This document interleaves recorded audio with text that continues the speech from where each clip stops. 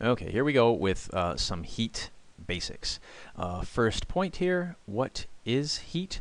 There is a one-word answer that works, and that one-word answer is energy. You've heard of types of energy like gravitational, potential, and so forth. Well, heat is a type of kinetic energy. It's the energy of moving particles. So we're going to say, if we had a one-word answer, it would be energy, and then I'm going to add on to this. I'm going to say energy of particle motion. How about that? Yeah, I think that sounds good. Okay, so it's tough for me to decide where I want to go next in this video. I think I'm going to go with this. I'm going to go this, heat versus temperature. So let's say we've got two glasses of water sitting right next to each other. And in one glass of water, let's say the whole thing here, we got water. And let's say this one is hot, and this one over here is cold. Which one has more heat energy?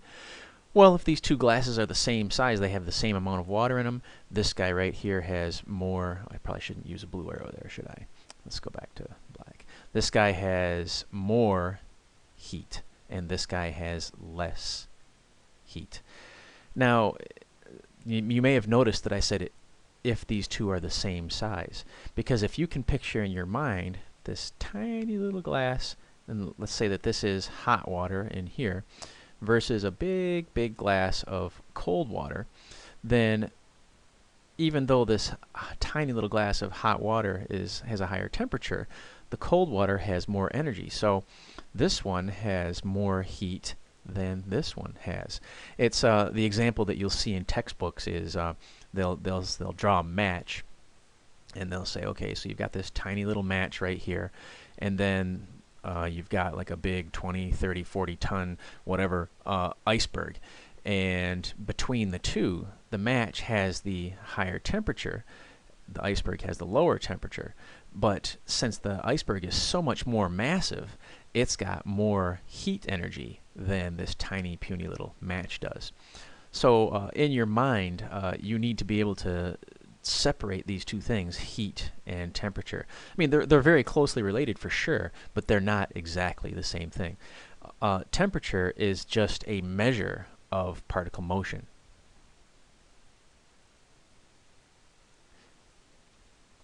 And then energy, as you already know, energy is the ability to do work.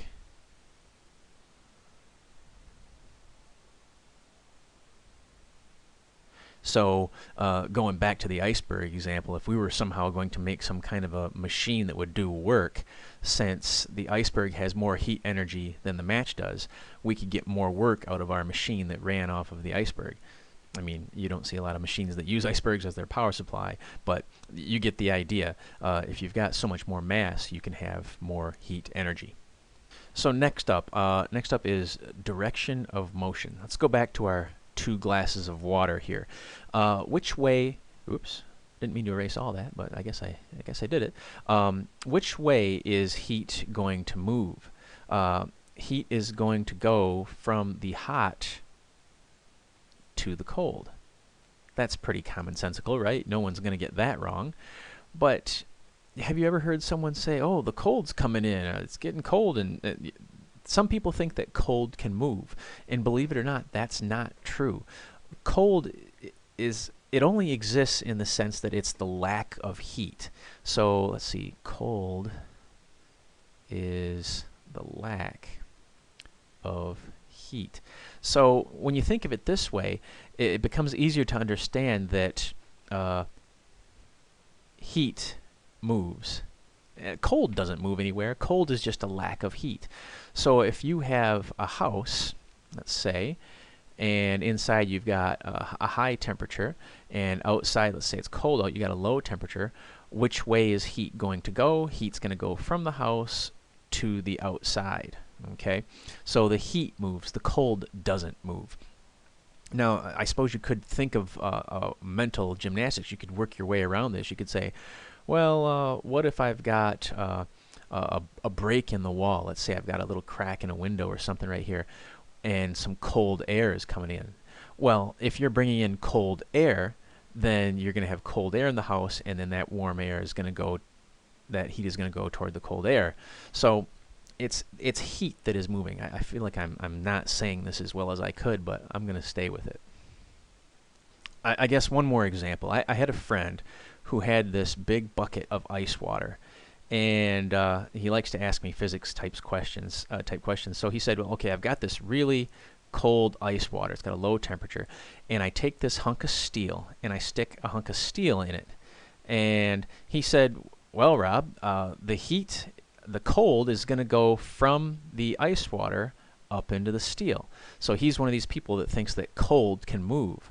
And I've already told him, I said, no, cold doesn't move. So how did I explain this to him? Well, what I did was I told him about all these little particles in the steel.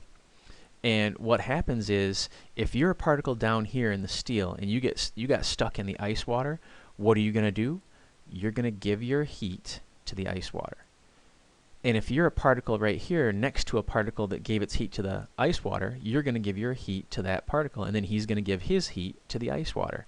So in that way, the heat goes this way from the iron bar into the water.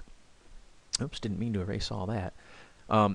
So the cold doesn't move. Okay, last topic here.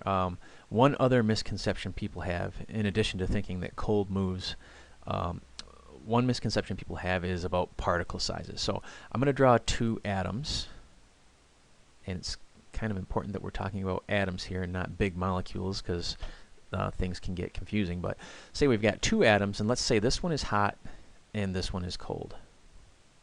Why is that happening? Beats me.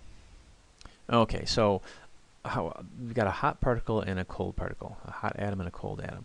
So if we could see these things moving, what we would notice is that the hot particle has a big old vector like this, a big old motion. Say he's going to the right like that.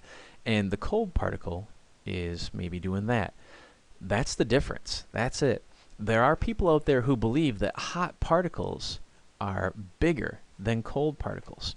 That's not true. If you have a hot particle and a cold particle and they're the same substance, all it means is the hot particle is moving more.